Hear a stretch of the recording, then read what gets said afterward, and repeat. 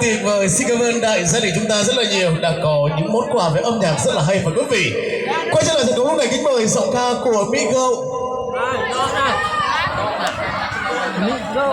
Kính mời tiếng hát của Migo lên sân khấu để tham gia chương trình ạ. Không biết rằng giọng ca này đang ở chỗ nào ạ? Vâng, kính mời lên sân khấu để tham gia chương trình nào.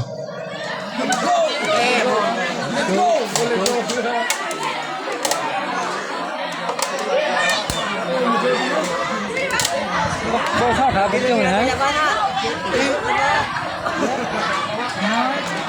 Sao là